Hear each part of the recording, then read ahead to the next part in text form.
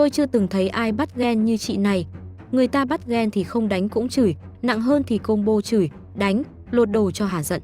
Văn minh hơn thì đứng nói chuyện, phân tích đúng sai, thậm chí còn hỏi thăm tới gia đình người thứ ba cho lịch sự. Còn chị này thì đi một hướng hoàn toàn khác, không đánh, không chửi ầm lên ngay, mà bắt quỳ xuống, rồi hỏi cung từng câu một, chi tiết tới mức người ngoài nghe còn thấy ngượng thay.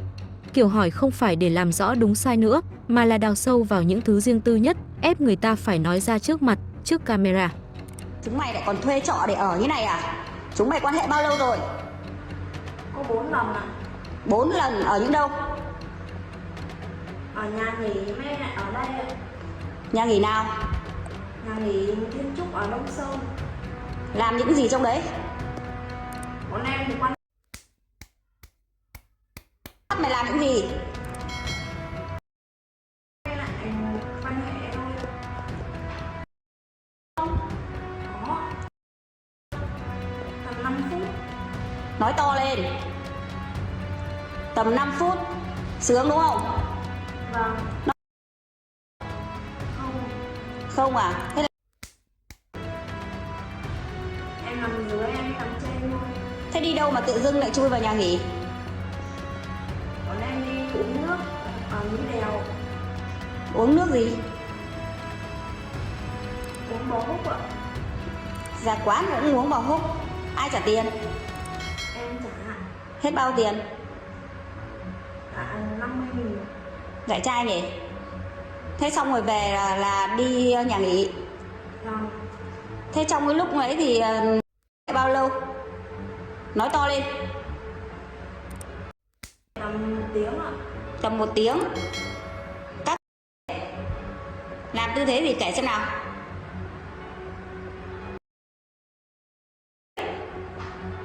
Em nằm dưới ạ. Em chỉ nằm dưới thôi. Chỉ nằm dưới thôi, mỗi mình nó làm, nó có bắt mày nó không? Có. Sướng không? Sướng.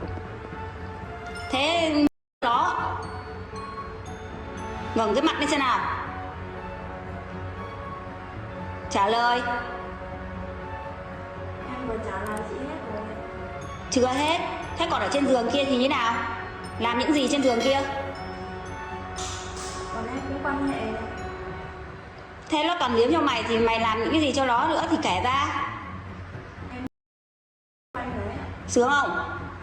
Sướng. Bao nhiêu phút? 5 phút thôi. To. To thế thích rồi. Dạ dài. Thế thì bây giờ thích nữa không để tao gọi nó về? Em không dám nữa. Sướng thế tại sao không dám? Nghe 1-2 câu đầu còn hiểu là đang tra hỏi cho rõ, nhưng càng về sau thì càng lệch. Hỏi từ thời gian, địa điểm, số lần, tới đoạn đó thì nói thật, nó không còn là bắt ghen nữa rồi. Nói thẳng luôn, sai thì xử lý sai. Nhưng xử lý kiểu đó chưa chắc đã khiến mình đúng hơn, thậm chí còn phản tác dụng. Cái sai trong câu chuyện này rõ ràng nhất vẫn là ông chồng, người chịu trách nhiệm chính. Có gia đình đàng hoàng mà vẫn đi lén lút bên ngoài thì lại kéo câu chuyện đi xa, biến thành màn hỏi cung dài dòng như bác sĩ phụ khoa. Bây giờ ngoài cái lúc như vậy thì ra thì bây giờ làm những cái gì nữa? Kể hết đi. Trên cái giường kia nào kể ra. Em chỉ nằm dưới thôi. Toàn nằm. Thế nó ở cái giường kia thì nó bắt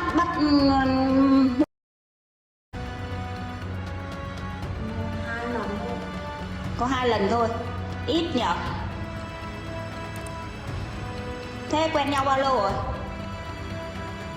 Còn em quen nhau được hạn 1 tuần.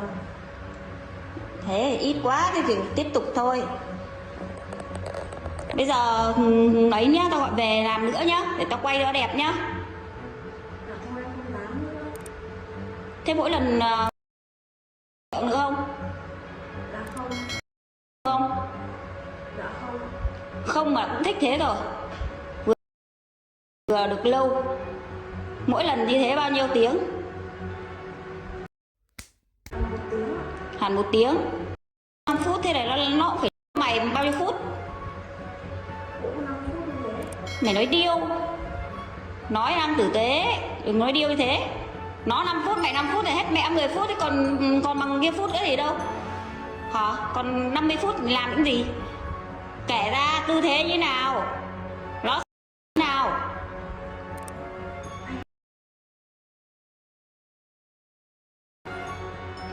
Hai đứa quan hệ thôi.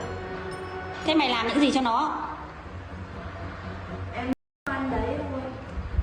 Trước khi nó hay nó tự cởi? Em cởi là anh đấy ạ. Cởi xong rồi là Đúng ạ. đứng cơ à? Đấy thích lắm. Có người xem xong còn nói thẳng, hỏi kiểu đó khác gì tự làm xấu mình. Muốn bắt ghen thì xử thằng chồng trước, hỏi con kia làm gì cho nhiều. Nghe cũng không sai, vì cuối cùng, người mở cửa cho chuyện này xảy ra vẫn là người trong nhà.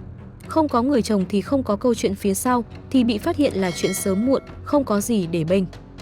Còn cô kia, người thứ ba, biết hay không biết thì cũng đã dính vào một mối quan hệ sai từ đầu. Đã bước vào rồi thì lúc bị bóc ra, không tránh được cảnh bị kéo vào ồn ào. Còn cái kiểu bắt ghen mà đi đào sâu mấy chuyện riêng tư như vậy, thật ra không giải quyết được gì, chỉ khiến câu chuyện bị đẩy đi xa hơn, biến thành thứ cho người ngoài bàn tán. Nên nói cho cùng, bắt ghen không sai, nhưng cách bắt ghen như thế nào mới là thứ quyết định mình giữ được cái gì và mất đi cái gì. Chứ còn làm quá lên, vượt giới hạn thì nhiều khi chưa chắc người khác nhục hơn, mà chính mình lại là người bị nhìn bằng ánh mắt khác trước. Chưa hết đâu, làm kiểu này tưởng hả giận được chút, nhưng nếu bên kia nó quay lại kiện tụng thì lại thành chuyện khác. Lúc đó không còn là đánh ghen nữa, mà là dính tới làm nhục, xúc phạm người khác, kéo nhau ra làm việc với cơ quan chức năng. Nghe thì tưởng mình là người bị phản bội nên đúng, nhưng pháp lý nó không nhìn kiểu cảm xúc như vậy. Nói thẳng luôn, tức thì ai cũng tức, bị lừa dối mà không nóng mới lạ, nhưng nóng kiểu mất kiểm soát là tự đẩy mình vào thế khó. Có khi từ người bị hại lại thành người phải giải trình, phải chịu trách nhiệm, mất tiền, mất thời gian, chưa kể ảnh hưởng công việc, gia đình. Mà cái cay nhất là gì? Không phải bị phản bội, mà là tự tay làm mọi thứ đi xa hơn mức cần thiết. Đáng lẽ xử lý gọn gàng, nắm bằng chứng, nói chuyện rõ ràng, thậm chí đưa ra pháp lý cho đúng đường đúng luật thì người ta còn nể. Còn làm quá lên, kéo dài, hỏi mấy câu không đáng hỏi thì từ đúng thành dở lúc nào không hay. Thời buổi này, cái gì cũng có hai mặt.